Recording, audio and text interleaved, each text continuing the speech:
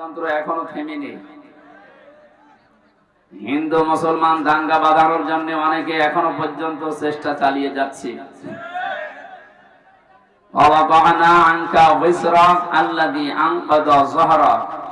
হে নবী, আমি কি আপনার পিঠ থেকে বোঝা নামিয়ে দেয়নি যা আপনার পিঠকে বাঁকা করে রেখেছিল?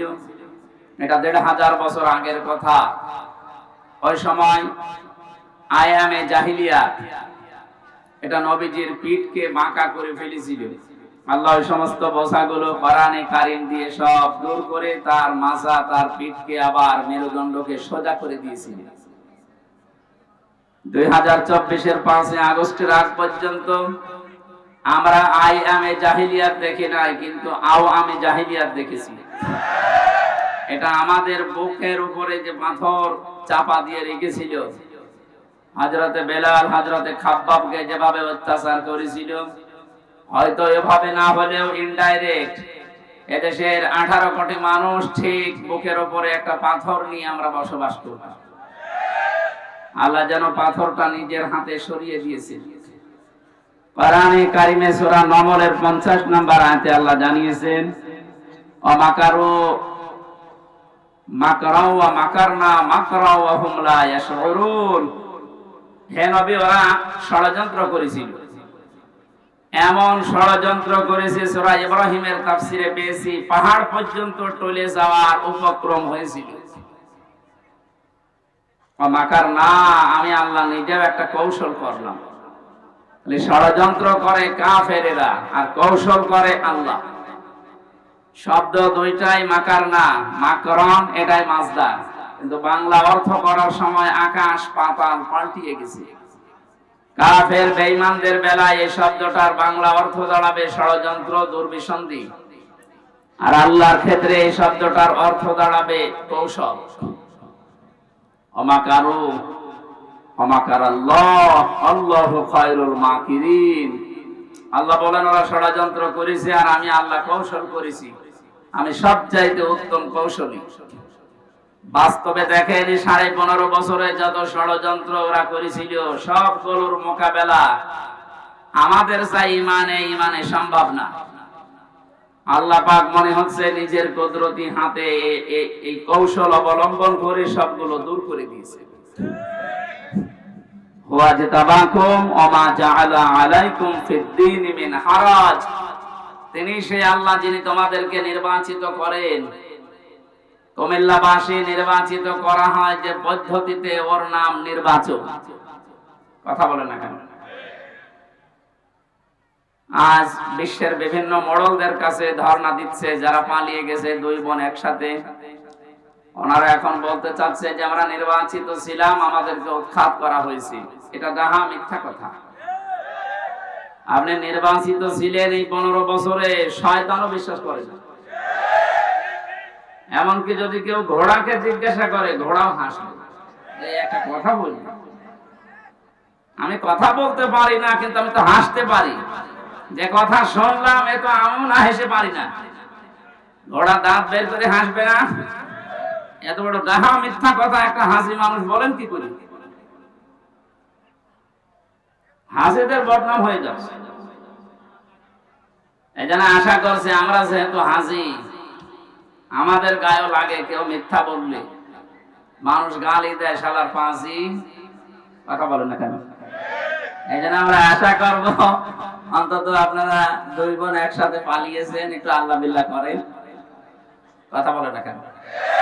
মিথ্যা কথা, মিথ্যা তথ্য মানুষকে দিয়ে আর বিভ্রান্ত করবেন না পৃথিবীর মানুষকে। সারা দুনিয়া জানে যে 15.5 বছরে কোনো নির্বাচন হয়নি। এই মিথ্যা কথা মানুষকে বলে কি আপনি লাভ করতে পারবেন? হ্যাঁ, ষড়যন্ত্র করছেন, এর মোকাবেলায় আল্লাহ বলেন আমি নিজে কৌশল করি। মাকার না, একালি প্রাণ আছে, জমা মোতাকাল্লিম। এটা হামজার দায়িত্ব না, কৌশল করা দায়িত্ব কার? যেহেতু আল্লাহ আমাদেরকে নির্বাচিত করেছেন লক্ষ লক্ষ নবীর উম্মতদের মাঝখান থেকে উম্মতি মুহাম্মদী হিসাবে, আর আমাদের উপরে যত বিপদ আপদ মুসিবত আসবে, ষড়যন্ত্র আসবে, ওমা জাআলা আলাইকুম ফিদ-দীন মিন হারাজ, দ্বীনের উপরে চলতে থাকবেন, যত ষড়যন্ত্র আসবে, বিপদ আপদ আসবে, আল্লাহ বলেন আমি নিজে এখানে কর্তা, নিজে দায়িত্ব নিয়ে ওগুলো সব সরিয়ে দেব। আপনি লক্ষ্য করে দেখেন 15.5 বছরে জুলুম অত্যাচারের স্টিম রোলার যেভাবে চলেছে, 1500 বছর আগের কথা জানি না, কিন্তু 15.5 বছর দেখলে মনে হচ্ছে আমরা আগেকার সেই আয়ামে জাহিলিয়াতের যুগে ফিরে গিয়েছিলাম।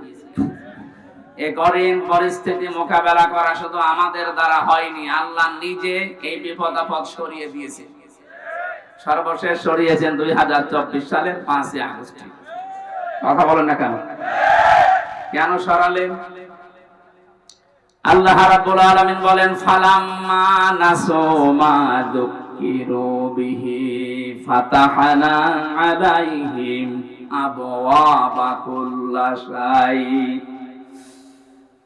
সূরা নামের 44 নম্বর আয়াতে আছে, পৃথিবীর মানুষ যখন আমি আল্লাহর আদেশ নিষেধ ভুলে যায়, তখন তাদের বরকতের যা দরজা, শান্তির দরজা, ওগুলো আমি আল্লাহ খুলে দেই।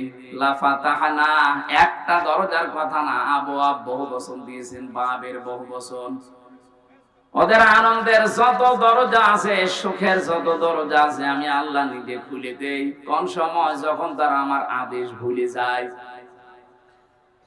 আমরা দেখতে পেলাম 2006 সালের 28শে অক্টোবর যে ঘটনা তারা ঘটিয়েছে, তাম পৃথিবীর ইতিহাস তারা পাল্টিয়ে ফেলেছে। বিশ্ববিদ্যালয়ে থাকাকালীন বহু ইতিহাস পড়েছি, কিন্তু এই ইতিহাস কোনোদিন পড়িও নাই, শুনিও নাই যে মানুষ হত্যা করার পরে লাশের উপরে ড্যান্স দেওয়া যায়। অথচ এটা দুনিয়ায় হয়েছে। এই কথা বলেন না। একটা কুকুরকে মারার পর লাশের উপরে ড্যান্স দিয়েছে, আমি পাইনি, দেখিও নি। কিন্তু জসিম ভাইকে তারা হত্যা করার পরে লাশের উপরে নৃত্য করেছে, ড্যান্স দিয়েছে।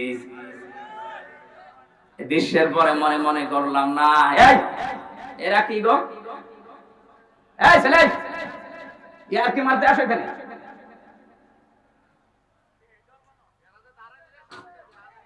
এখান থেকে যান, যান যান যান, আর বসার না, বাড়ি চলে যান, নিজেও শোনে আমার শোনে।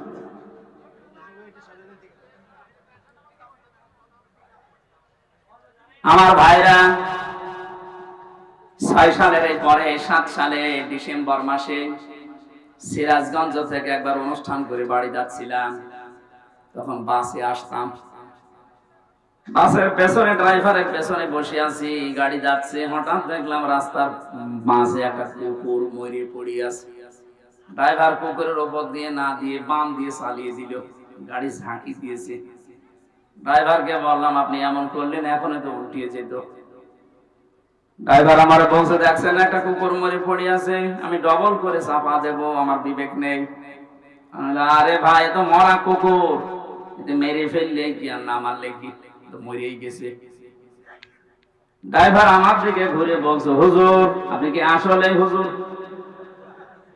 নাকি ভান ধরেছেন? আপনি কেমন হুজুর? আপনি দেখেন একটা মরা গরু, মরা কুকুর পড়ে আছে, আমি ডবল করে চাকা চালাবো, আমার বিবেক কি মরে গেছে? পেটের উপরে থাবা দিয়ে বললাম, আপনার নাম কি? সুব্রত। নাম শুনে বুঝলাম ঈমান নেই, কিন্তু বিবেক আছে। এক কথা বলছেন, আর ঈমান আছে, নামেই বোঝা যাচ্ছে ঈমান নেই। সুব্রত বালা, তার মানে বিবেক আছে। একটা মরা জিনিস, যদিও নিকৃষ্ট জীব কুকুর, তারপর আপনি মারতে পারলেন না ডবল করে। এই পৃথিবীতে আমরা চোখে দেখা গত বছরে জীবিত মানুষকে পিটিয়ে সাপের মতো মেরে ফেলার পরে দেখলাম তার লাশের উপরে ড্যান্স দিচ্ছে। এটাকে মানুষ বলা সম্ভব? এদের কাজ নিষিদ্ধ করা হচ্ছে এমনিতে না, আমি নাম ধরেই বলছি। ছাত্রলীগ নিষিদ্ধ করার মতো 100 কারণ আমি বলতে পারবো এখন, কিন্তু এদের বৈধতা দেওয়ার মতো একটা কারণ নেই। আপনি যাতে বৈধতা দেবেন কোন কারণে একটা দেখান। বিশ্বজিৎকে যারা মেরে ফেলতে পারে, একটা হিন্দু মানুষ যে মেরেছিল ওই শাওন, তাদের একজন আমার সাথে জেলে ছিল। বলছে, ভাই এমন কোপ দিলাম, আমারে বারবার বলছিল যে কিসের শিবির, আমি হিন্দু মানুষ। আমি আপনাদের মতো হাফ হাতা না, আমি ফুল হাতা, তারপরও ছাড়ি নাই। কথা বুঝতেছে? আমি ওই দিন ওই শব্দটা শুনেছিলাম যে আমরা মুসলমানরা হাফ হাতা আর ওরা ফুল হাতা। একটা একটা করে আপনি জাহাঙ্গীরনগর বিশ্ববিদ্যালয়ের দিকে তাকান, 100 মেয়ের ইজ্জত সম্ভ্রম নষ্ট করার পর ওরা মিষ্টি বিনোদন করেছে যে আমরা সেঞ্চুরি করলাম। 100টা কারণ আমার এই মোবাইলে আছে, যে 100টা কারণে ওদের নিষিদ্ধ করা যায়, কিন্তু বৈধতা দেওয়ার জন্য আমি একটাও পাইনি। আপনি তো বলেন তো যে এই কারণে বৈধতা দেওয়া যায়, বলেন তো কি করেছে? এত যা করেছে সবে অবৈধ কাজ। আমার যেটা শিক্ষা দেওয়ার বিষয় ছিল, একটা মানুষ 6 সালের ঘটনা যিনি ঘটিয়েছেন, যার নেতৃত্বে সারা দেশ থেকে লোকে বইটা নিয়ে মানুষ গিয়েছে, হুকুমের আসামি হিসাবে তো তার নাম থাকা দরকার। কারণ আমরা এই কুমিল্লা থেকে তো ঢাকায় যেতে চাইনি, আপনার কথা মতোই আমি গেছি। মনে করলাম 6 সালের পরে আল্লাহ মনে হয় সব উল্টিয়ে দেবে, না 2 বছর পরে দেখি না, আল্লাহ নিজেই পাল্টিয়ে তাদের হাতে ক্ষমতা দিয়ে দিল, সে যেভাবেই হোক।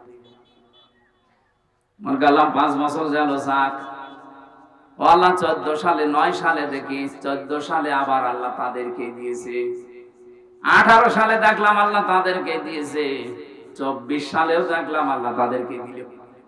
কোরআনের এই আয়াতের দিকে তাকিয়ে মনে করলাম আল্লাহ মনে হয় এই আয়াতে যা বলেছে ঠিক না। আল্লাহ কয়দিন পরে দেখি আল্লাহ তার এই আয়াতের বাস্তবতা একেবারে অক্ষরে অক্ষরে দেখিয়েছে। হাত্তা ইদা ফারিহু বিমা উতু,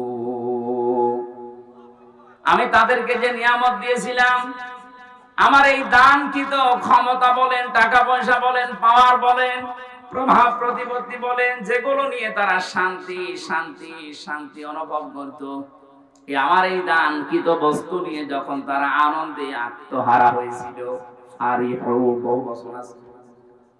তারা যখন আনন্দে মেতেছিল, আখাযনাহুম বাগতাতান। এখানে যারা আরবি গ্রামার বসে জিজ্ঞাসা করেন, আখাযনা এক আলিফ টান আছে, এর ফাইল কর্তা সরাসরি আল্লাহ নিজে, হোম দিয়েছেন। এর পরে আল্লাহ পাক বলেন আমি নিজে তাদেরকে ধরলাম বাগতাতান, আকস্মিক ভাবে। ফাইদাহুম মুবলিসুন, ওরা হতাশ হয়ে গেল, নিরাশ হয়ে গেল। আপনি তাকান আয়াতের দিকে, 1500 বছর আগে নাজিল হওয়া, আমার মনে হচ্ছে 2024 সালের 5 আগস্ট 1:30টার সময় নাজিল হয়েছে। 1:30টার সময় আল্লাহ এমন হঠাৎ করে ধরেছে যে দুপুরে খাবার খাবে তাও সময় পায়নি। এর নাম বাগতাতান, আকস্মিক ভাবে ধরা। এতটুকু আল্লাহ আয়াতটা শেষ করে যায়নি, পরের শব্দে জানিয়েছেন ফাইদাহুম মুবলিসুন। ও মানুষগুলোর চেহারার দিকে আপনি তাকিয়ে দেখেননি নবী? ওরা হতাশ হয়ে পড়েছে, নিরাশ হয়ে গেছে। যতগুলো জালেম এই 5 তারিখের পরে ধরা পড়ছে, আপনি তাকান প্রত্যেকের চেহারায় হতাশার ছাপ। এই যে কালা মানিক চেহারা দেখেছিলেন যেদিন ধরা পড়ে, কলার পাতায় শুয়েছিল, এমনকি বিসি পর্যন্ত উড়ে গেছে। ওর সংসার করার কাজ শেষ, সংসার করা।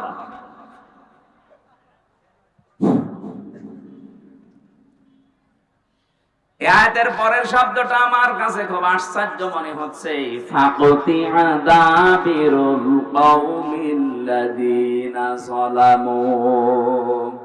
আল্লাহ পাক বলেন আমি নিজে জালেমদের শিকড় কেটে দিয়েছি। সুতরাং জালেম যারা, তাদের শিকড় কেটে দিয়েছে সরাসরি কে? এই জন্য জালেমদের কথা শুনে উদ্বুদ্ধ হয়ে এখন যদি দেশে কেউ বিশৃঙ্খলা তৈরি করে, নিজের কপালে নিজে আগুন লাগাচ্ছে। ওদের যদি ক্ষমতায় থাকতো তাহলে পালিয়ে যেত না, যেহেতু ধরেছে সরাসরি আল্লাহ নিজে। ছাত্র জনতা এটা একটা উপলক্ষ। বিএনপির মতো, জামাত ইসলামের মতো এত বড় বড় রাজনৈতিক দল 15.5 বছরে এক চুলও নড়াতে পারে নাই। সেখানে নিরস্ত্র, কিচ্ছু হাতে নেই, খালি হাতে ছাত্র ছাত্রী। আমার মনে হয় আল্লাহ ঠিক আবাবিল পাঠিয়েছিল। এই শব্দটা তারই প্রমাণ মাকার না, আমি নিজে একটা কৌশল করলাম। আল্লাহ পাক পরের শব্দে দিয়েছেন মাকারাহুম লা ইয়াশউরুন, এমন কৌশল করেছি যে যারা টেরও পায়নি। কোনদিন ভাবে না যে ছাত্র এই নিরস্ত্র এদের মাধ্যমে আমাদের পালিয়ে যাওয়া লাগবে, কোনদিন ভাবে না।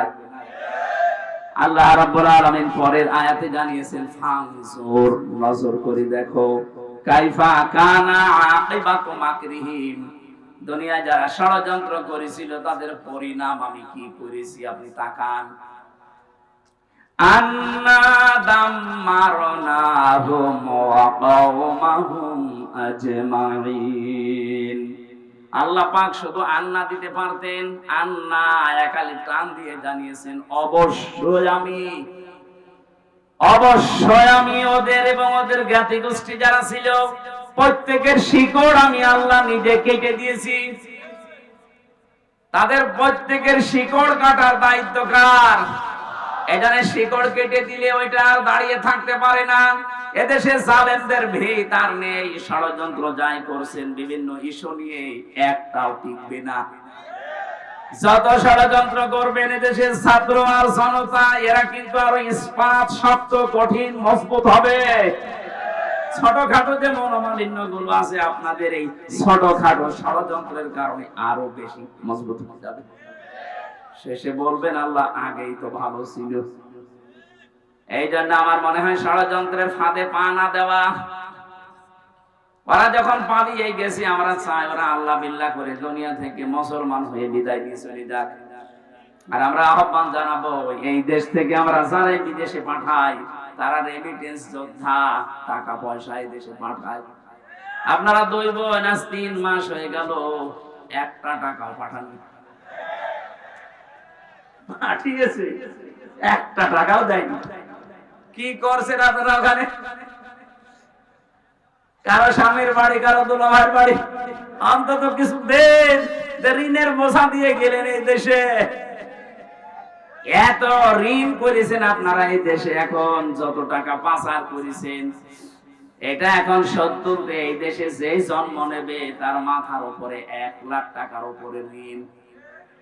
আহ্বান জানাবো ওখানে বসে বসে ষড়যন্ত্র না করে, বটি না চাইলে 2 বোন মিলে টাকা পয়সা যেগুলো পাচার হয়েছে পাঠান, আমরা ঋণ পরিশোধ করি। এটা আমরা চাই না, এটা সারা দেশের মানুষই চাই। এজন্য আমি আর নিচে নামলাম না। পরের আয়াতটা শুনলে আপনার আরেকটু ভালো লাগবে, বলবো। আপনি আবার অন্যদিকে নেবেন না, দেখবেন মেলে কিনা। আল্লাহ পাক বলেন ফাতিলকা বুয়ুতুহুম খাবিয়াতাম বিমা যালামু ইন্না ফি যালিকা লাআয়াতান লিকাওমিন ইয়ালামুন। আল্লাহ ফা দিয়ে আয়াত শুরু করলেন। ফাতিলকা এই সেই ঘর, বাইতুন 1 বছর, বুয়ুত বহু বছর, হোম মানে তাদের। আল্লাহ বলেন এই সেই ঘর, এই যে তাকান, এই সেই ঘর যিনি যেন আঙ্গুলে ভাবে দিয়ে আমাদেরকে দেখাচ্ছেন, হে নবী আপনি দেখতে পান না, এই সেই ঘর খাবিয়াতান যেগুলো জনশূন্য করে দিয়েছি বিমা যালামু তাদের জুলুমের কারণে। কি জুলুম করেছিল তারা? মাটির নিচে যে আয়না ঘরের কথা বলছিলেন, আমি তো মাত্র 10 দিন ছিলাম, আমি টের পেয়েছি যে মানুষ কত নিকৃষ্ট হতে পারে। ওখানে কত মানুষ 2 বছর, 5 বছর, 8 বছর, 10 বছর, 14 বছর পড়ে আছে, কেউ জানে না। এত বড় বড় নখ হয়ে গেছে, চুল দাড়ি গোপ মনে হচ্ছে জঙ্গল থেকে বেরিয়ে আসতেছে। কিছু কিছু মানুষ এই বড় বড় নখ দিয়ে দেওয়ালের সাথে খুশিয়ে খুশিয়ে লিখে রেখেছে যে ভাই যদি বাইরে যেতে পারে তবে নাম্বারে একটু বলবেন যে আমি বেশি আছি। টের পাচ্ছেন? 10 দিনই আমার জীবন অতিষ্ঠ হয়ে গেছে, আমার মাজা এখনো পর্যন্ত ব্যথা। মুফতি ফখরুল ইসলাম আমার সাথে ছিলেন। উনি বলছিলেন, হামজা ভাই আপনার সাথে কি করে জানি না, তবে আমার এই পায়ের ভেতর দিয়ে হাত দিয়েছে, এইভাবে পায়ের ভেতরে হাত দিয়ে সামনে যে লোহার ব্যারিকেড দেওয়া ওর সাথে আটকে হ্যান্ডকাপ দিয়ে লাগিয়ে দিয়েছে। 2 মিনিট 5 মিনিট না, বছরের পরে বছর, 1.5-2 মিনিট সময় দিতে টয়লেট করার জন্য। সকালে কয়েকটা পচা ছোলা দিয়েছে তো দেখতাম, দুপুর বেলা দিয়েছে যা খাবার মনে হচ্ছে কেউ মাখিয়ে দিয়েছে, পারলে খান না বলে রোজা রাখেন। মাঝে মাঝে ভাবতাম আল্লাহ যারা দায়িত্বে এখানে আছে এরা বাইরে যে সংসার করে কি করে, এদের তো মা বাবা স্ত্রী সন্তান আছে, এদের তো বন্ধু বান্ধব আছে, বাইরে যে এরা মিলামিশা করে কি করে। অবশ্যই এরা লাল পানি খায় অথবা ওরা ঘুমের বড়ি খায়, তাছাড়া স্বাভাবিক ভাবে জীবন এই দৃশ্য দেখে যাওয়ার পরে ওদের বাইরে যে সংসার করা সম্ভব না।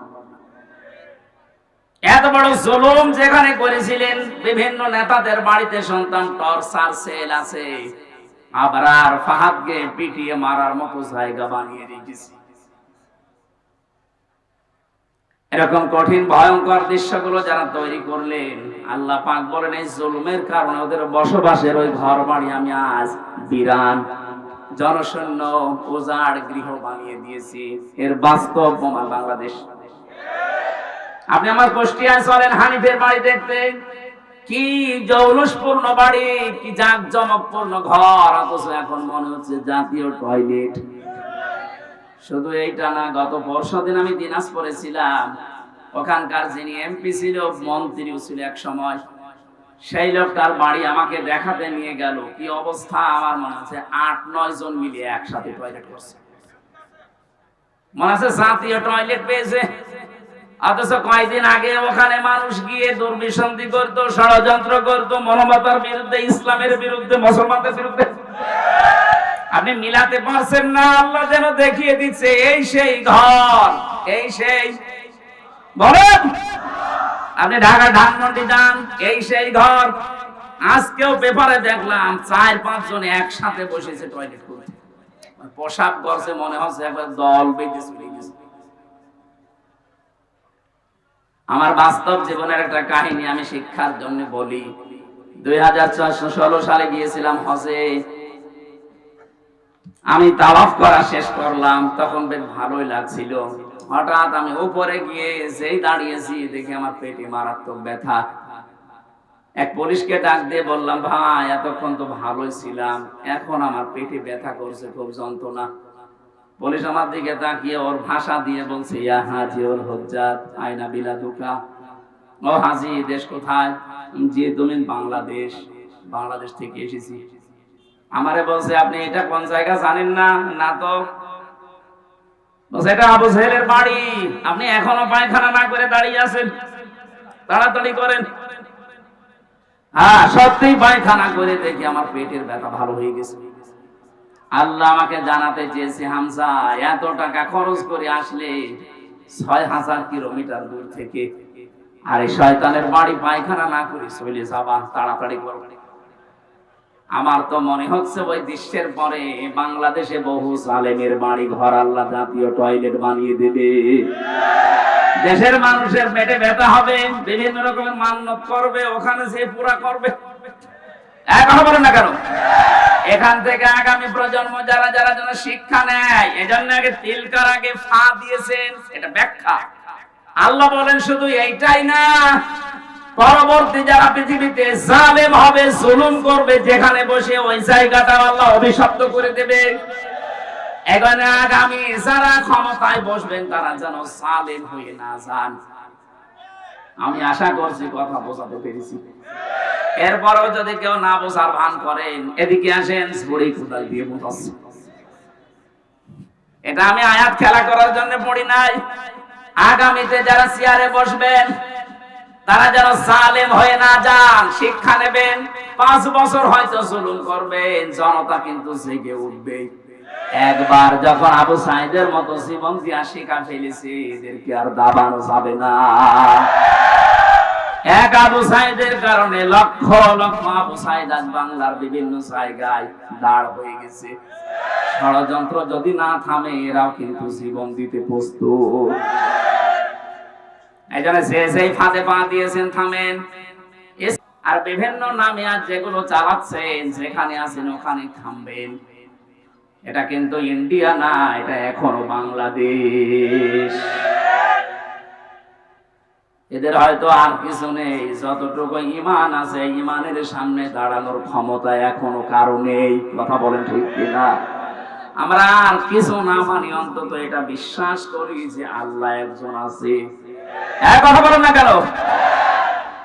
আমার মনে হয় শুধু আমরা না, দেশে আমরা যারাই বাস করি অন্য ধর্ম অনুসরণ করতে পারে, কিন্তু উপরওয়ালা একজন আছে এই কথা তারাও বলে। কথা বলেন। আপনি পিনাকি ভট্টাচার্যের দিকে তাকান, আমার মনে হয় যে ওর 100টা কথা বললে 90টা আল্লাহ নামে বলে। অথচ নাম দেখেছেন, ধর্ম দেখেছেন পিনাকি ভট্টাচার্য, হিন্দু মানুষ।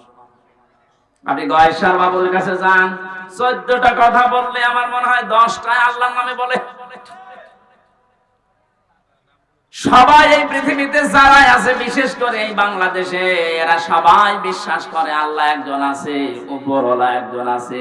কারণ বিপদে পড়লে আমরা দেখি দলমত থাকে না, সবাই তখন ডাকে কাকে। আমি ছোটবেলায় বরিশালে পড়তাম, ওই সময় ব্রিজ ছিল না, নৌকায় যাওয়া লাগতো।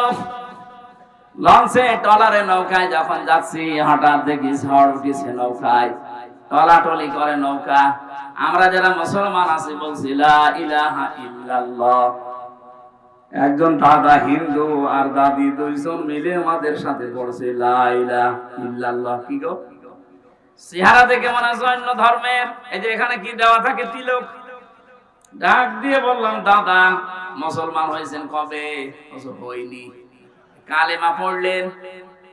যে ঝড় উঠেছে ও কালী দুর্গার কাজ না, আল্লাহ লাগবে। বিপদে পড়লে সবাই ডাকে কাকে? আমরা আজকে শিক্ষা নিয়ে যাওয়া লাগবে। আল্লাহ পাক যদি জালেমদের বাড়ি ঘর জনশূন্য করে দিয়ে টয়লেট বানিয়ে দিতে পারে মাত্র 3 মাসের ব্যবধানে, 3 বছর যেতে দেন, ওই জায়গাতে মানুষ ঘৃণা করেও যাবে না। কারণ জায়গাটা আল্লাহ অভিশপ্ত করে দেয়। যেখানে বসে জালেমরা জুলুমের দুর্বিসন্ধি করে, ওই জায়গাটা আল্লাহ পৃথিবীর মানুষের কাছে ঘৃণিত, নিন্দিত, অভিশপ্ত করে দেয়। আমরা যারা সামনে কোনদিন যদি চেয়ারে কেউ যেতে পারি, আমরা আর চাই করি যেন জনগণের সাথে জুলুম না করি।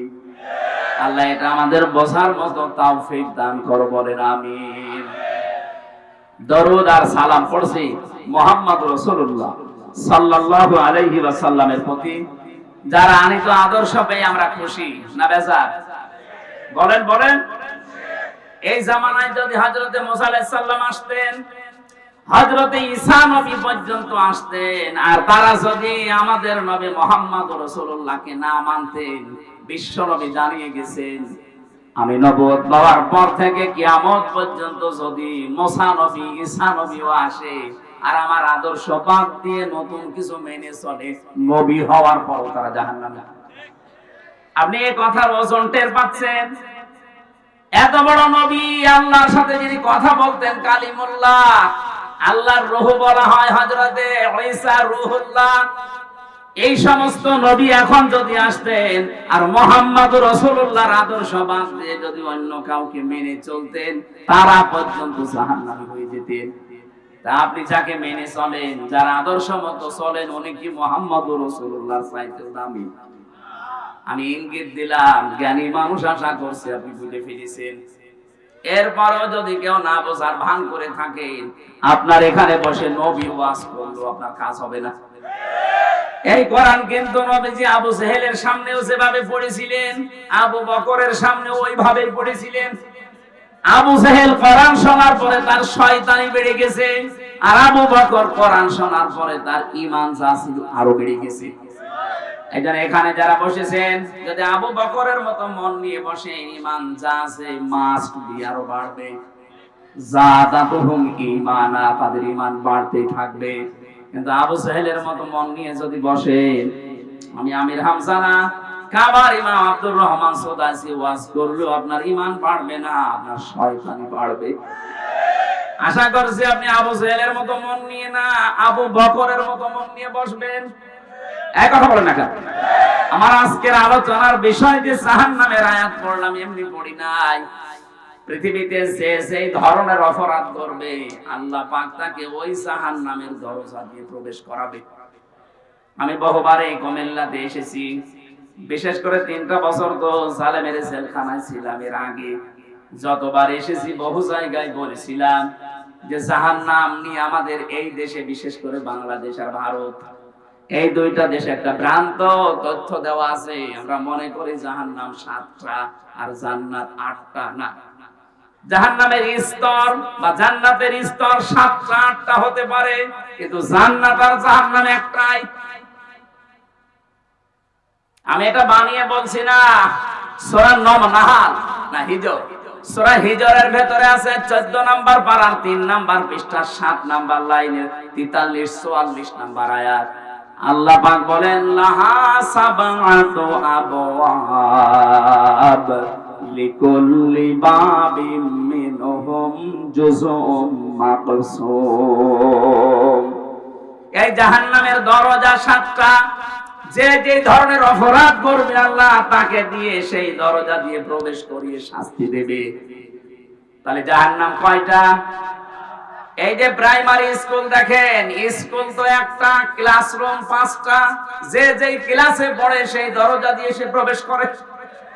আপনি ক্লাস 5-এ পড়েন, আপনি 4-এর ক্লাসে এসে বসে থাকবেন, আপনার কোনো লাভ আছে? ক্লাস 2-তে পড়েও কোনোদিন ক্লাস 5-এ এসে বসে থাকলে লাভ আছে? না। আপনাকে বসতেও দেবে না, ওখানে ক্লাস করতেও দেবে না। কারণ যে ক্লাসে পড়েন ওই দরজা দিয়ে প্রবেশ করে ওই জায়গায় বসেন। জাহান্নাম একটা, তার স্তর আল্লাহ বানিয়েছেন 7টা। আমরা জানি জান্নাত 8টা স্তর বানিয়েছেন, আমরা মনে করি 8টা। না, আল্লাহ পাক জান্নাতের স্তর বানিয়েছেন 100টার উপরে। এই কোরআনে আছে। সবগুলো আমরা জানি না, আমরা মাত্র 8টা জানি। আর জাহান্নাম 7টা না, জাহান্নামও 100টার উপরে স্তর আছে। আমরা 7টা বেশি জানি। যে যেই ধরনের অপরাধ করবে আল্লাহ পাক বলেন তাকে ওই দরজা দিয়ে প্রবেশ করি আমি আল্লাহ শাস্তি দেব। কারণ জাহান্নাম এটা একটা ফাঁদ। এটা কি? পাখি ধরে মানুষ কি দিয়ে? ফাঁদ দিয়ে। বলেন না কেন? সূরা নাবার 21 22 23 এই 3টা আয়াতে ওই তথ্যগুলো আছে। তাফসীরুল কোরআন মাহফিল লিখেছেন, আমরা তাফসীর আকারে কথা বলবো ইনশাআল্লাহ। জবান খুলে এবার পড়েন আউযু বিল্লাহি মিনাশ শাইতানির রাজিম। একটু বাতাস দেন তো 5 মিনিট। বিসমিল্লাহির রহমানির রহিম।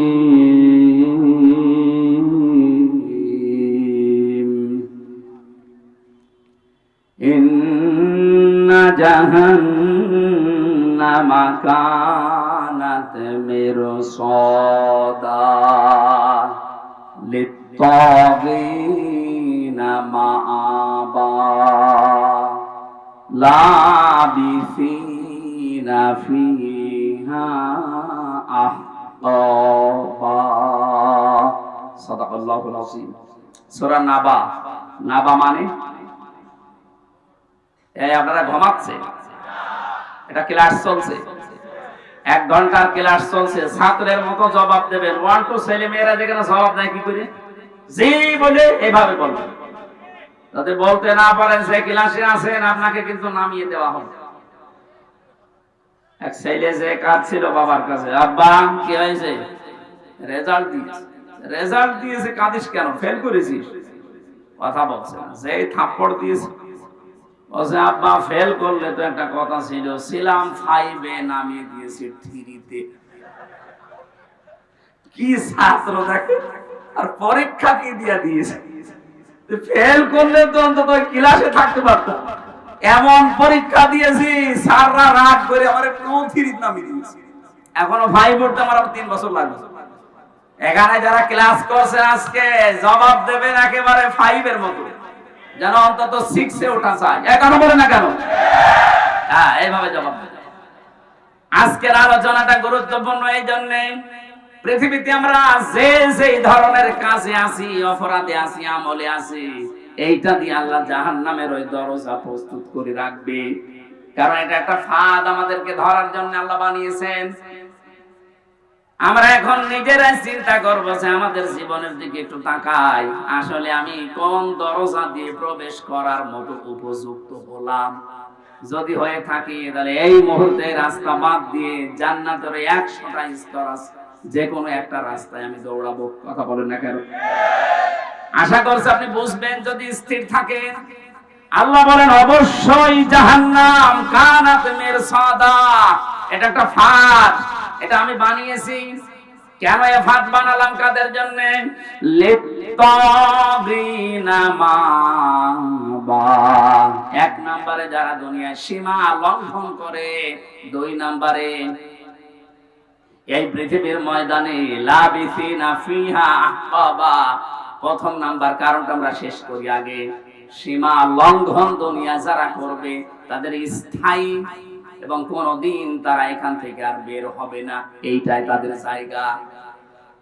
তাহলে প্রথম নম্বরে জাহান্নামে, এই যে একটা নাম, এটা যে দরজাগুলোর নাম বলছি, জাহান্নাম একটা, লাজা একটা, হতমা একটা, হাবিয়া একটা, সাঈর একটা, সাকার একটা, এরকম 7টা দরজা, মেন দরজা আছে, আর ছোটখাটো দরজা 100টার উপরে। এর প্রথমটায় ভয়ঙ্কর একটা নাম, জাহান্নাম। নাম কি বলেন? বলেন।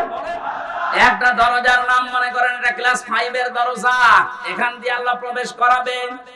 প্রথম নাম্বারে তাদেরকে প্রবেশ করাচ্ছে দুনিয়াতে যারা সীমা লঙ্ঘন করেছেন। সীমা লঙ্ঘন কি? সেই দুনিয়া তৈরির পর থেকে আল্লাহ এটা আমাদেরকে আগে জানিয়েছেন, আমাদের আদি পিতা আদমের মাধ্যমে। হযরতে আদম আলাইহিস সালাম জান্নাতের ভেতরে বেশ আরামে ছিলেন, কিন্তু তার মনের ভেতরে একটা অজানা অশান্তি ঘুরপাক খাচ্ছিল। রব্বুল আলামিন এটা টের পেয়ে তার ঘুমন্ত অবস্থায় বাম পাজরের একটা হাড় বের করে একটা সুন্দর মহিলাকে আল্লাহ বানিয়ে রাখলেন, নাম দিলেন হাওয়া। হযরতে হাওয়া এত সুন্দরী ছিল, যেহেতু আল্লাহ নিজে হাতে করে তাকে বানিয়েছেন। আল্লাহ পাক বলেন লাকাদ খালাকনাল ইনসানা ফি আহসানি তাকওয়িম, মানুষের এই চেহারাকে আমি আল্লাহ এত সুন্দর করে বানিয়েছি। তাফসীরে আয়াতের তাফসীর পড়তে গিয়ে দেখলাম পৃথিবীর জমিনে যত নারী আল্লাহ পাঠিয়েছেন, 4 জন নারীকে আল্লাহ সবচাইতে সুন্দর বানিয়েছিলেন। তার 1 নম্বরে হযরতে হাওয়া, 2 নম্বরে ওই যে সুলাইখা, 3 নম্বরে ইব্রাহিম নবীর প্রথম স্ত্রী হযরতে সারা, 4 নম্বরে নবীজির ছোট মেয়ে হযরতে ফাতিমাতুজ জোহরা রাদিয়াল্লাহু তাআলা আনহা। এত সুন্দর করে আল্লাহ তাদেরকে বানিয়েছিলেন, কিয়ামত পর্যন্ত এত সুন্দরী মানুষ আর দুনিয়ায় আসবে না। আমরা ঐশ্বরিয়াকে দেখে অনেক অজ্ঞান হয়ে যায়। হযরতে আদমের স্ত্রী হাওয়া আলাইহিস সালাম, আমাদের আদি মাতা, তাকে দেখলে আপনি না খেয়ে থাকতেন। এজন্য আমাদের আদি পিতা হযরতে আদম ঘুম ভাঙার পরে তাকে দেখলেন, তাকালেন, ধরতে গেলেন। এটা বিপরীত লিঙ্গের প্রতি একটা আকর্ষণ। এক কথা বলেন, বিপরীত লিঙ্গের প্রতি এটা কি? আরো জোরে বলেন। এটা তৈরি করে দিয়েছে কে? যায়্যানা লিন-নাসি হুব্বুশ শাহাওয়াতি মিনান নিসা, মানুষের কাছে আকর্ষণীয় করে দিয়েছি 9টা জিনিস, তার 1 নম্বরে স্ত্রী, মেয়ে লোক। এই আকর্ষণকে আজ বিকর্ষণে পরিণত করে আজ বাংলাদেশে সমকামিতা আরম্ভ করতে যাচ্ছে, যে মেয়ে লোকে বিয়ে করবে। এটা আজকেও কুষ্টিয়া একজন করেছে, পত্রিকায় পেলাম আজকেও কুষ্টিয়া একজন করেছে, মহিলা বিয়ে করবে। তারা সিদ ধরেছে, বিয়ে যদি না দেন দুইজনে আত্মহত্যা করব। কোথায় নেমে গেছে এদের রুচি? কয়েকদিন পরে দেখবেন পুরুষে আন্দোলন করবে যে আমরাও বিয়ে করব।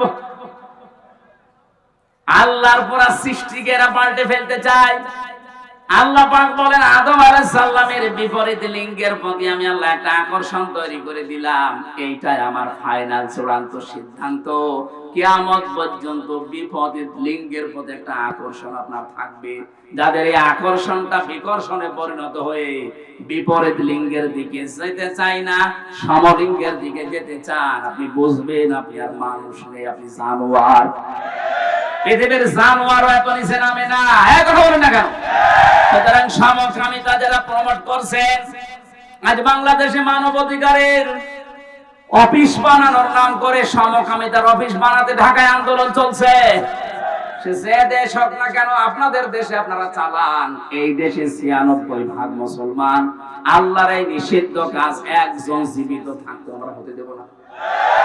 কথা বলুন। নিষিদ্ধ কাজ জারি হয়ে গেলে আল্লাহর গজব পড়বে। লূত আলাইহিস সালামের জামানায় যেমন গজব দিয়ে আল্লাহ ঝড় টানে ওই সাগরকে ডেড সি বানিয়ে দিয়েছেন, মৃত সাগর। এই শুধু এই পুরুষে পুরুষে জেনা করার কারণে। ওইটা যদি বাংলাদেশে চালু হয়, এ দেশ কি আল্লাহ এই শুধু কক্সবাজারের এই সমুদ্রের পানিকে শুধু ২০ হাত লম্বা করে বলবে যা একটু ঘোরন দিয়াই, পুরা বাংলাদেশ পানি নিচে যেতে কয়েক মিনিটে। এরকম ডেড সি বানাতে আল্লাহর কি 10 বছর লাগবে? বলেন। এখানে আমরা সাবধান।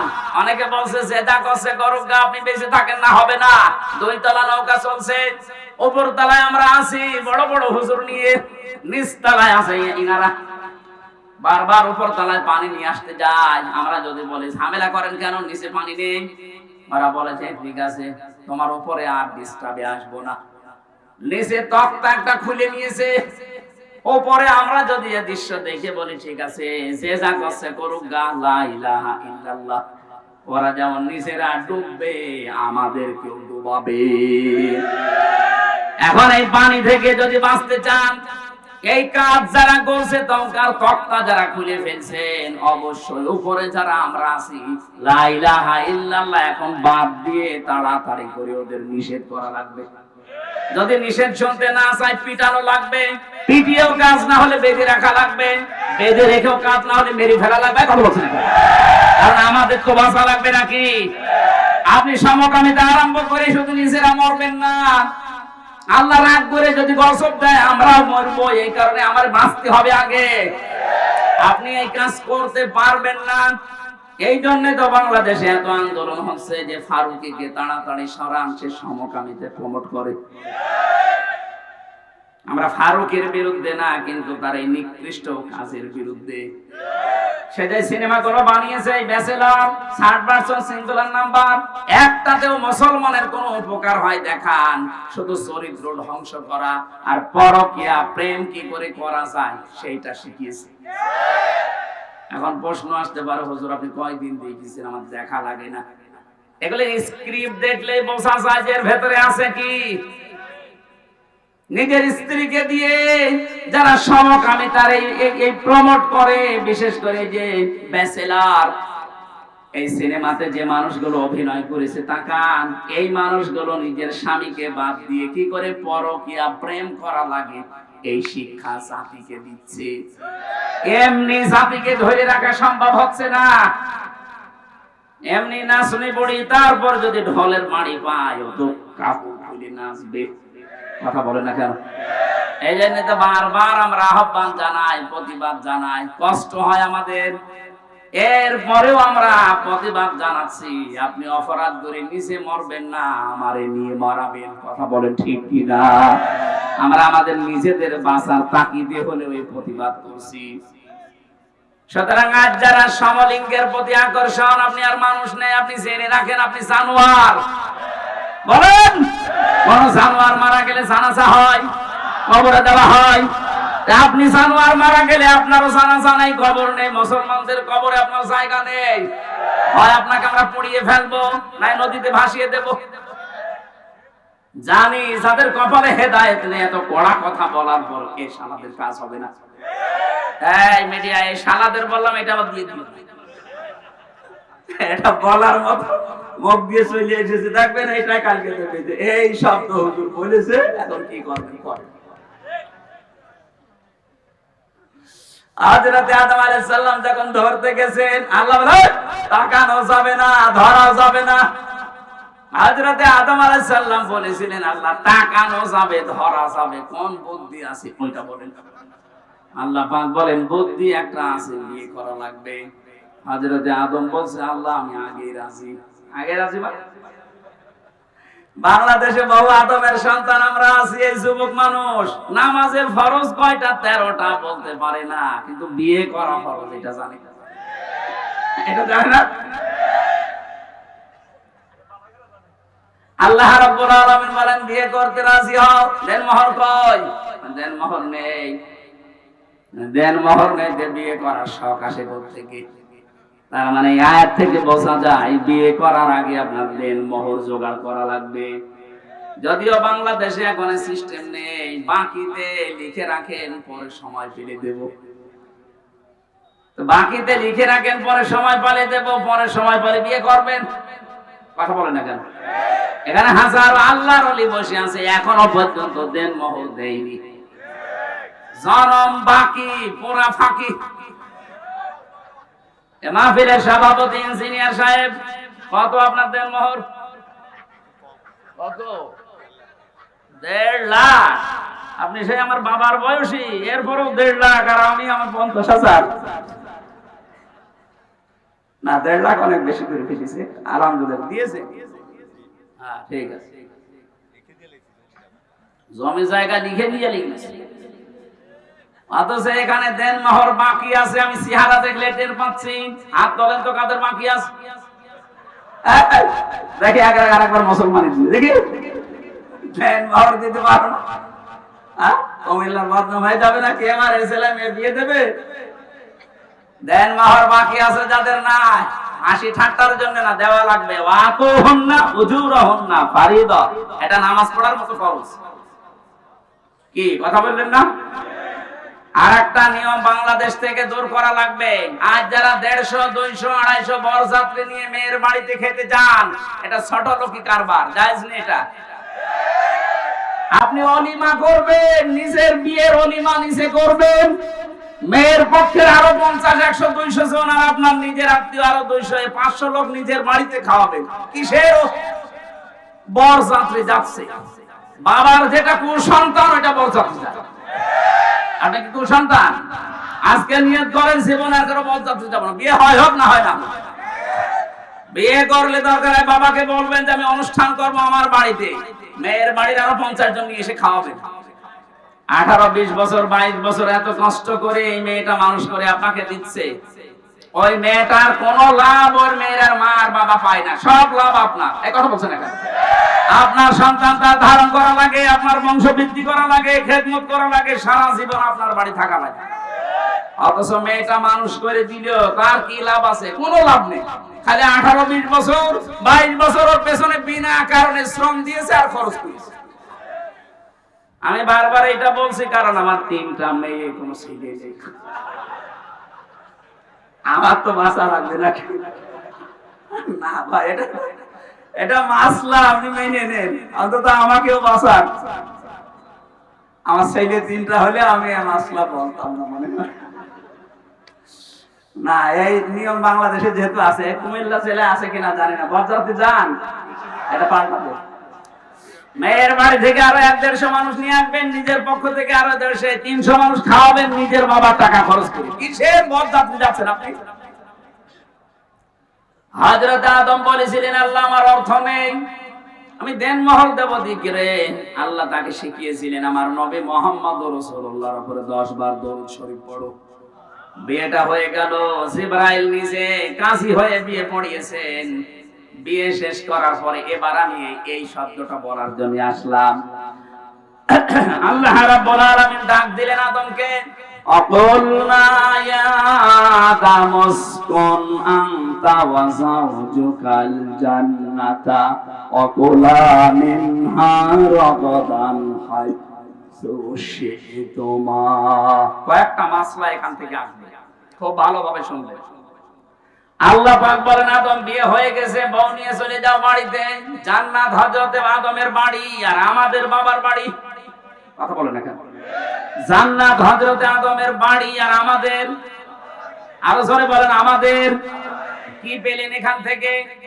বিয়ে করার পরে ওয়াকুলনা ইয়া আদম উসকুন আনতা, আপনি নিজে, ওয়া যাওজুকাল জান্নাহ, আর আপনার স্ত্রীকে তার মানে বউ বিয়ে করার পরে ওটা নিয়ে আপনার বাবার বাড়ি যাওয়া লাগবে, অথচ কত মানুষ আর ঘর জামাই থাকে। আপনার লজ্জা নেই? আপনার বিয়ে করে বউ বাড়ি থেকে নিয়ে যাওয়া লাগবে বাবার বাড়ি, আর আপনি নিজে সহ থেকে যাচ্ছেন ঘর জামাই। না, এই সিস্টেম পাল্টান, এটা ছোট লোকি কারবার। বউ নিয়ে বাবার বাড়ি যাবে, যেই শেষ নেই। আল্লাহ শিক্ষা দিয়েছেন এখানে তিনটা অকুলা। যারা আরবি গ্রামার বসে জিজ্ঞাসা করেন, আল্লাহ কিন্তু আনতা অকুলা দিতে পারতেন, একবারে দ্বিবচন দিয়েছেন যে নিজের বাড়িতে বউ নিয়ে যাওয়ার পরে নিজে মরণের খাওয়া খাবা, এরপরে বউকে খাওয়াবা না, একবারে কোলা। দ্বিবচন কেন দিলেন? আজ বাংলাদেশে নারী পক্ষ, নারী স্বাধীনতা আন্দোলন, নারী বিপ্লব পরিষদ, নারী মুক্তি পরিষদ, 13টা সংগঠন কাজ করছে মেয়েদের অধিকার আদায়ের জন্য। অথচ আল্লাহ যে অধিকার মেয়েদের দিয়েছে, কিয়ামত পর্যন্ত পৃথিবীর কেউ এই অধিকার দিতে পারবে না। আল্লাহ পাক কি সমতা দিয়েছেন দেখেছেন? কোলা আদম নিজে খাবে, তারপরে বউ খাবে, হবে না। যেই পরিমাণ যেই মানের খাবার নিজে খাবে, ওই মানের খাবার স্ত্রীকে খাওয়ানো লাগবে। এমনকি কোন মানুষ যদি ভালোবাসা মহব্বতের নজরে নিজের স্ত্রীকে খাবার খাওয়ায়, প্রতিটা লোকমা সাদগা দেওয়ার মতো সওয়াব হয়। মানুষ খাবার খাওয়ায় নিজের বউ বাদ দিয়ে অন্যের বউকে। ও বলছে ঠিক, তার মানে ও কি করে? কুমিল্লাবাসী, আজ বাংলাদেশে যদি একটা রাষ্ট্রীয় ভাবে কায়েম থাকতো, আল্লাহর কসম, মেয়েরা যে আন্দোলন গুলো করার জন্য বিভিন্ন ফাঁদে পা দিয়ে আজ বেপরদা হয়ে চালাচ্ছে যে আমাদের অধিকার দেওয়া লাগবে, সমান অধিকার। কিসের সমান অধিকার? আল্লাহ পাক আপনাদের অধিকার আমাদের চাইতে আরো 3 গুণ বেশি দিয়েছেন। কি কথা বললেন আদমকে? যাওয়া কোলা, নিজে যা খাবে, নিজে যা পরবে, ওই পরিমাণে ওই মানের খাবার হওয়া লাগবে।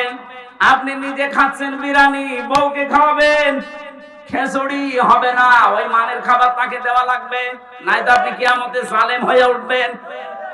এই জন্য তো 2টা 3টা 4টা যাদের বউ, তারা যাতে ইনসাফ করতে না পারে, এই কারণেই তারা জাহান্নামে হয়ে যাবে।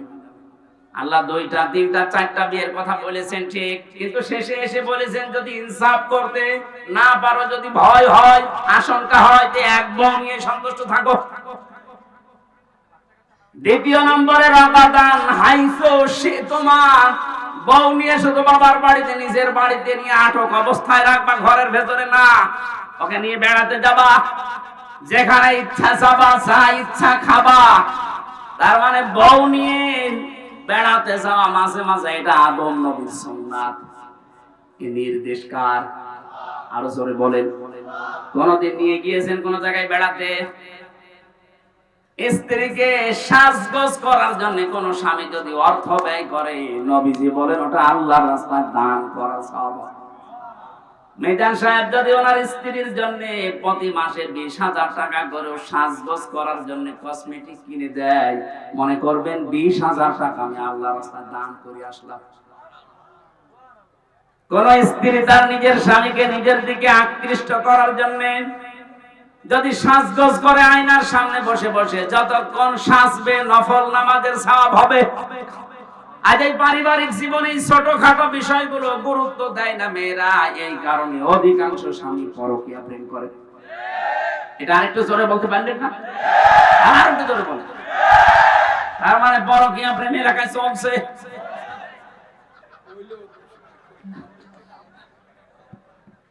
না, সম্মানিত মা বোন, আমি দেখলাম হাজারো মেয়েরা আপনার এই ছোটখাটো একটু ব্যবহারের কারণে হাজারো স্বামী আজ অন্য জায়গায় লাইন করতে বাধ্য হচ্ছে।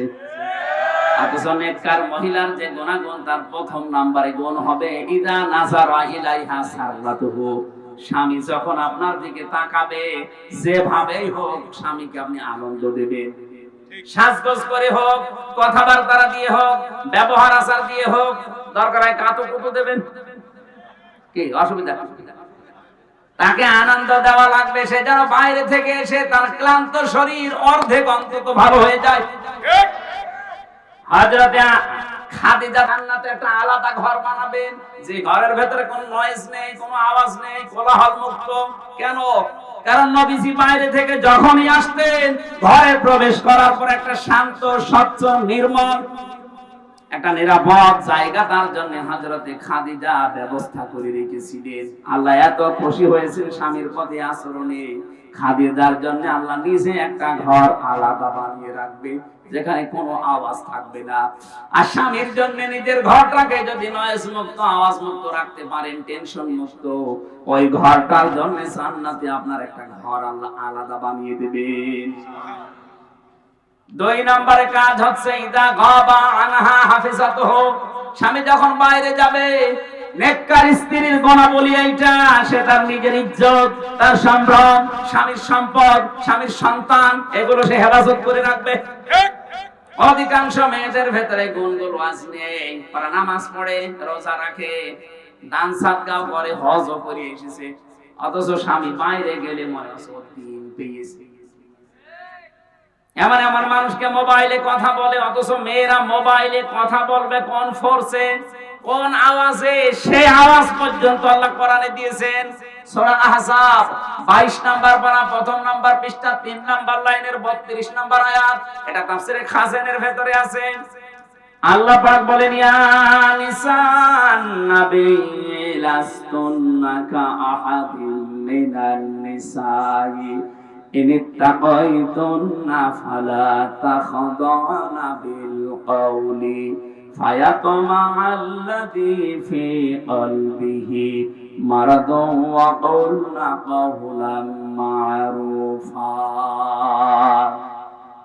তাফসীরে খাজান বাড়ি দিয়ে যদি দেখেন সূরা আহজাবের 32 নম্বর আয়াত, এখানে কয়েকটা তথ্য আছে। আল্লাহ বলেন, হে নবীর স্ত্রীরা, যদিও নবীর স্ত্রীরা উম্মতের জন্য মা, উম্মতের জন্য কি? মায়ের প্রতি কেউ যত খারাপ ছেলে হোক, খারাপ ধারণা করে, বলেন বলেন, অথচ আল্লাহ সেই মায়ের নাম দিয়ে বললেন, হে নবীর স্ত্রীরা, যদি কারোর সাথে কথা বলতে হয় পর্দার আড়াল থেকে, হেজাবের বাইরে থেকে, এখন আর পর্দার আড়ালে হেজাবের বাইরে না, এখন হচ্ছে মোবাইল, ফোন, ফ্যাক্স, এই কথা বলেন। যদি আপনি মোবাইলে কারোর সাথে কথা বলতে চান, কথা বলবেন সত্য কথা, মিথ্যা কথা বলা যাবে না। অথচ আজ মোবাইলটা হয়ে গেছে মিথ্যা কথা বলার যন্ত্র। আছে কুমিল্লায়, বলছে আমি ঢাকায় আছি, নাকি এরকম নেই? আল্লাহ বলেন, মেয়েরা যদি কথাও বলো কারোর সাথে, কথা বলবা সত্য, মিথ্যা কথা বলবা না, কিন্তু ভাষা হবে রূপসুদ্ধ। এমন গরম মেজাজে কথা বলবা, ওই পারে যে আছে ও যেন মনে করে আল্লাহ মেয়ে না কি আজরাইল। কথা বলে না কেন? এখানে শুধু 14 জন পুরুষ মানুষের নাম আছে। এই 14 জন পুরুষ বাদ দিয়ে দুনিয়ার যে কেউ মহিলাদের সেটে যদি কল আসে, ওই 14 জনের ভেতরে আপনার আপন বাবা, ওই যে ধর্ম বাবা পাঠিয়েছে, ওই বাবা বাদ দেন। আপন বাবা, আপন ছেলে, আপন ভাই, বোনের ছেলে, আপন বোনের ছেলে, আপন বোনের মেয়ে, না আপন বোনের ছেলে, আপন ভাইয়ের ছেলে, এরকম 14 জনের তালিকা আছে তাফসীরে সূরা নিসার 21 নম্বর আয়াত। এই 14 জন বাদ দিয়ে যদি কাবার ইমাম আব্দুর রহমান সুদাইসিও কল দেয়, আপনি কথা বলবেন সঠিক সত্য, কিন্তু ভাষা হবে রুক্ষ সূক্ষ্ম। এমন গরমে কথা বলবেন, মানুষের ভেতরে যদি শয়তান ধোঁকা কিছু দেয়, ও যেন শয়তান আগে পালিয়ে যায়। আর যদি শাবনূরের কণ্ঠে দিয়ে মোলায়েম গলায় কথা বলতে আরম্ভ করেন, একদিন, 2 দিন, 5 দিন, 2-3 মাস পরে দেখবেন আপনাকে নিয়ে আল্লাহর রাস্তায় চলে গেছে। আল্লাহ পাক বলেন, আদম সন্তান, তোমার এই স্ত্রীকে নিয়ে ঘুরতে যাবা, যেখানে ইচ্ছা যাবা, যা ইচ্ছা খাবা, কিন্তু সাবধান, ওয়ালা তাকরাবা হাদিহি শাজারাতা ফাতাকুনা মিনাস সালিমিন। ওই গাছটার নিকটে যাবা না। এই গাছ আমরা অনেকেই মনে করি এটা গন্ধম গাছ। কি গাছ? না, শুধু গন্ধম গাছ হলে আল্লাহ কোরআনে আয়াত নাযিল করে আমাদের দিতেন না। আল্লাহ বলেন, ওই গাছটার নিকটে, মানে ওটা নিষিদ্ধ জায়গা আমি আল্লাহর জন্য। এরকম নিষিদ্ধ জায়গা এই পৃথিবীতে কোরআনে কারীম 500 জায়গার নাম দিয়েছে। এরকম 500টা আল্লাহর নিষিদ্ধ বর্ডার আছে, এগুলো যেন সীমা লঙ্ঘন করবা না। যদি করো জালেম হয়ে যাবা। হযরত আদম আলাইহিস সালাম যে জায়গায় গিয়েছিলেন, ওই জায়গায় যাওয়া তার জন্য নিষিদ্ধ ছিল। এই নিষেধ করেছিলেন কে? আর জোরে বলেন। আপনার বউ নিয়ে ঘুরতে যাবেন, মেয়ে নিয়ে যাবেন, কিন্তু এমন অনুষ্ঠানে যাওয়া যাবে না যেখানে গেলে নিজেরও পর্দা থাকে না, বউরও পর্দা থাকে না। এরকম বিয়ে অনুষ্ঠান দেশে নেই। এক কথা বলুন। শিশু মেলা যাবেন না যেখানে শিশু নেই, শুধু শিশুর খালারা আর মামারা। এরকম শিশু মেলা নেই দেশে? ওখানে গেলে অ্যাক্সিডেন্ট হবে। এই জন্য ওয়ালা তাকরাবা হাদিহি শাজারা, ওইটা একটা গাছ। আদম নবীকে দিয়ে আল্লাহ এটা জানিয়েছেন, আমার বর্ডার দুনিয়াতে এরকম পুরা কোরআনে আল্লাহ 500 বর্ডার দিয়েছেন। সুতরাং বর্ডার যারা ক্রস করে, সীমা লঙ্ঘন যারা করে, তাদের জন্য যে দরজা, তার নাম জাহান্নাম। নাম কি? জাহান্নাম। আর জোরে বলেন জাহান্নাম। 2 নাম্বারটা বড় কঠিন জায়গা। আল্লাহ বলেন জাহান্নামে গেলে মা বা ওদের আশ্রয়স্থল হবে ওইটা। লাবিসিনা ফিহা আহকাবা, ওই মানুষগুলো চিরস্থায়ী ভাবে থাকবে ওখানে। আজ বাংলাদেশে অনেকে কি প্রচার করেছে আমি জানি না, অনেকে মনে করেন যে আমি জাহান্নামে যাবো 2-5 দিন, 1 বছর, 5 বছর পরে বের হয়ে চলে আসবো। কি আর শাস্তি হবে, যা হয় হোক। বের হওয়ার সময় তো আবার হাউজে কাউসার থেকে গোসল করে আবার আগের হামসা হয়ে যাব। আপনি কি এটা দুনিয়ার জেলখানা পেয়েছেন নাকি? আমি 3 বছর আগে 64 কেজি হয়ে ঢুকেছিলাম। 3 বছর পরে আমার 10 কেজি ওজন কমে গেছে। তা তো ভালোই ছিলাম। আর জাহান্নামের ভেতরে আল্লাহ বর্ণনা দিয়েছেন, কাল্লা ইন্নাহা লাযা নাযামাতাল লিশাওয়া, কখনোই না, তাদেরকে আমি লাজা দিয়ে প্রবেশ করাবো। এটা আবার আরেকটা দরজার নাম। এই লাজা যাদেরকে দেব, সঙ্গে সঙ্গে প্রবেশ করলে চামড়া আগেই খুশি যাবে। কি ভয়ঙ্কর জায়গা দেখেছেন? এই দরজা দিয়ে প্রবেশ করতে দেরি, চামড়া খসতে দেরি হবে না। জাহান্নামের লাজা নামে যে দরজা আল্লাহ বানিয়েছেন, এই লাজায় আল্লাহ তাদেরকে প্রবেশ করাবেন। এখানে শাস্তি হচ্ছে ঢুকলে আগে চামড়া খসে যায়। আমি তো 3 বছরে 10 কেজি কমে গেছে। আমি বের হওয়ার সময় 54 কেজি ছিলাম, প্রবেশ করার সময় 64 কেজি ছিলাম। 3 বছরে আমার খাওয়া দাওয়া দেওয়ার পর 10 কেজি কমে গেছে। আর জাহান্নামে লাজায় দেওয়ার সঙ্গে সঙ্গে মানুষের চামড়া আগে খসে যাবে। আল্লাহ পাক বলেন এখানে ডাকবে কাদেরকে জানো? কারা এই দরজা দিয়ে প্রবেশ করবে? তাদউ মান আদবারা ওয়া তাওয়াল্লা ওয়া জামাআ ফাআওয়া।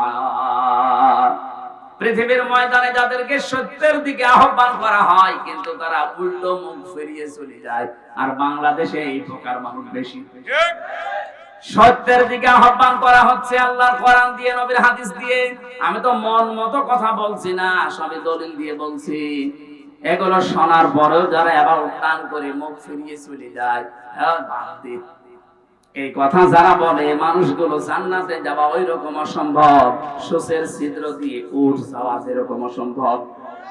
আমাদের আচরণ চরিত্র যেন এরকম আবার না হয়ে যায়। না বলছে বলুক, ওরকম বলেই থাকে না। আমি আর কি মারার জন্য বলছি না। তাদউ, ডাক দেওয়া হবে তাদেরকে। মান আদবারা ওয়া তাওয়াল্লা, যে ব্যক্তি মুখ ফিরিয়ে নেয় আর উল্টো দিকে চলে যায়। আজ বাংলাদেশে এই অভ্যাসটা আমাদের অধিকাংশের হয়ে গেছে। নাই তো যত কোরআনের কথা এদেশে বলা হচ্ছে, এ দেশটি জান্নাত হয়ে যাওয়ার কথা। ঠিক। বিশ্বের কয়েকটা দেশ আমি কিছুদিন আগেও তো ঘুরে আসলাম। এই যে সিঙ্গাপুরে, মালয়েশিয়াতে এত কড়াকড়ি। সিঙ্গাপুরে কথা বলতে গেলে আমাদের দেশের মতো ওখানে 14 জায়গায় অনুমতি নেওয়া লাগবে। আমি এক জায়গায় কথা বলেছিলাম, অনুমতি নেওয়া ছিল না। এজন্য যারা আয়োজন করেছিল ওরাও বিপদে পড়ে গিয়েছিল, আমাদের দেশের মতো। ওই দেশে কোরআনের কথা এত ওপেনলি না, সব ঘরের ভেতরে, অডিটোরিয়ামের ভেতরে, মসজিদে, এরকম জায়গা বিশেষ আছে। আর আমাদের দেশে এত উন্মুক্ত থাকার পরেও আমরা দেখতে পাচ্ছি সত্যের দিকে আলেমরা হাত পা ধরতে বাকি আছে। এত দরদ মাখা কণ্ঠ নিয়ে আপনাদের বাঁচাতে চাই, জাতির লোকেরা দেখি না অ্যাবাউট টান করে উল্টা দিকে চলে যাচ্ছে। আপনি কিন্তু জাহান্নামে লাজা এই দরজা দিয়ে যাওয়ার উপযুক্ত হয়ে গেছে। দ্বিতীয় নম্বর আচরণ দেখেন, দেওয়া জামা ফাওয়া, যারা দুনিয়ায় মাল সম্পদ খালি জমা করে আর শুধু সংরক্ষণের জন্য বিভিন্ন কায়দা কৌশল পথ অবলম্বন করে, এটাও বাংলাদেশে বেশি। দিনের পরে দিন শুধু সম্পদ জমা করতে আছে, আর কি করে এটা সংরক্ষণ করা যায়, কি করবেন আপনি এটা দিয়ে? এখান থেকে 200 বছর পরে যদি আপনি আবার ফিরে আসেন এই কুমিল্লায়, এই জমজম হোটেলে যদি আপনি ঢুকতে চান, আল্লাহর কসম 200 বছর পর আসলে এই জমজমে আপনাকে ঢুকতে দেবে না। আপনার ছেলে 3 পুরুষের পরে তারা ঠিক এটা বসবাস করবে। 3 পুরুষের 150 বছর পার হয়ে যাবে, 200 বছরের মাথায় আপনি আসবেন। আপনার ছবিও যদি টাঙানো থাকে, ওই 3 নাম্বার পুরুষ যেটা, সে বলবে না কে আপনি, কিসের মিজান? আপনি যদি থাকতে চান তাহলে মসজিদে গিয়ে থাকেন গা। এই কথা বলেন না কাউ। আল্লাহ রাব্বুল আলামিন এটা আমাদেরকে 1500 বছর আগে জানিয়েছেন। আমাল হায়াতুদ দুনিয়া ইল্লা মাতাউল গুরুর। দুনিয়ার জীবনটা কিন্তু ধোঁকা। ও আমার বান্দা বান্দিরা, অনেক ভালোবাসি তোমাদেরকে, ধোঁকায় পড়েছে, নিজের আসল খুশি নষ্ট করে ফেলো না। সুতরাং আমরা প্রশ্নপত্র হাতে পেয়ে গেছি, এরপরও যদি ফেল করি, আমার মনে হয় আমাদেরকে 5 থেকে 3 নামিয়ে দেওয়া দরকার। আমরা 3 নামতে চাই না, আমরা 4 থেকে 5 থেকে 6 এ উঠতে চাই, যেন দুনিয়ার জীবনটা যেন অন্তত আমরা বুঝি এটা একটা ধোঁকার জায়গা। সে যেই বলেন, আপনার মা বাবা ও ধোঁকা, ছেলে মেয়েও ধোঁকা। স্বার্থ ছাড়াই পৃথিবীতে কোন মানুষকে ভালোবাসে আমি পাইনি। এই জন্য ধোঁকায় পড়ে যেন আমার আসল খুশি আমি নষ্ট করে না ফেলি। যাই করব আমার আখিরাতের খুশি যেন ঠিক থাকে। কথা বলে না কেন? আজ হারাম উপায় করেছেন যারা, একটা হারামকে আল্লাহ স্থায়িত্ব দেয়নি। কোরআনে কারিমে আল্লাহ জানিয়েছেন, ইয়ামহাকুল্লাহুর রিবা ওয়া ইউরবিস সাদাকাত। পৃথিবীতে যারা হারাম ইনকাম করবে, সুদ দিয়ে, মানুষকে ধোঁকা দিয়ে বোকা বানিয়ে যারা উপায় করে, এগুলো আমি আল্লাহ ধ্বংস করি। এর বাস্তব প্রমাণ এই দরবেশ কত কোটি কোটি টাকা আত্মসাৎ করেছে আপনি দেখেন। 36,000 কোটি টাকা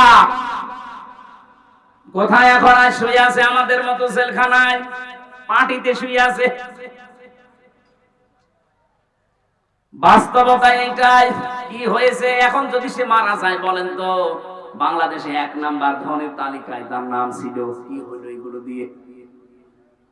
পুরাটাই আল্লাহ ধ্বংস করে ফেলেছে। আগস্টের 5 তারিখে দেখেছেন কত গাড়ি, 5 কোটি 8 কোটি 12 কোটি টাকার গাড়ি রাস্তায় পড়ে আছে, মালিক নেই। হারাম ইনকাম করলে আল্লাহ স্থায়িত্ব দেয় না, ওটা আল্লাহ ধ্বংস করে দেয়। কিন্তু বৈধ জিনিসের কোনো ক্ষয় নেই, যতটুকুই হোক আল্লাহ পাক নিজে বলেন আমি এটা বৃদ্ধি করতে থাকি। প্রত্যেকটা জায়গায় যেন হারাম থেকে বেশি হালাল ইনকামের দিকে যতটুকু সম্পদ রেখে যান যেন জায়েজ থাকে। আপনি একেবারে পাহাড় পরিমাণ তৈরি করে গেলেন, যদি ওটা সংরক্ষণের লাইন রাস্তা সব ক্লিয়ার করেও রেখে যান, 200 বছর তালিকা দিয়েছিলাম, 200 বছর লাগবে না, 100 বছর পরে আসলেও আপনাকে আপনার নিজের ঘরে আর উঠতে দেবে না। আল্লাহ এই জীবন সম্পর্কে ভালোভাবে অনুধাবন করার তৌফিক আমাদেরকে দাও, বলেন আমিন। আমি জেলখানায় যে সমস্ত বইগুলো লিখেছিলাম, তার ভেতরে এটা একটাই, 4-5 দিন আগে এটা পাবলিশড হয়েছে, সৃষ্টি জগৎ নিয়ে লেখা। যারা আছেন নিয়ে যাবেন, যাওয়ার সময় অনেক তথ্য হয়েছে। ওই সময় তো আর আমি রেফারেন্স পাইনি, বাইরে এসে এগুলো রেফারেন্স দিয়ে পাবলিশ করেছি। স্টেজে আছে, যাওয়ার সময় এখান থেকে নিয়েছেন, কাজে রাখবে না। 1 ঘন্টা 20 মিনিট হয়ে গেছে। আমি আজকে আর চালালাম না, শেষ করে দিলাম। আগামীতে কোনো জায়গায় আসলে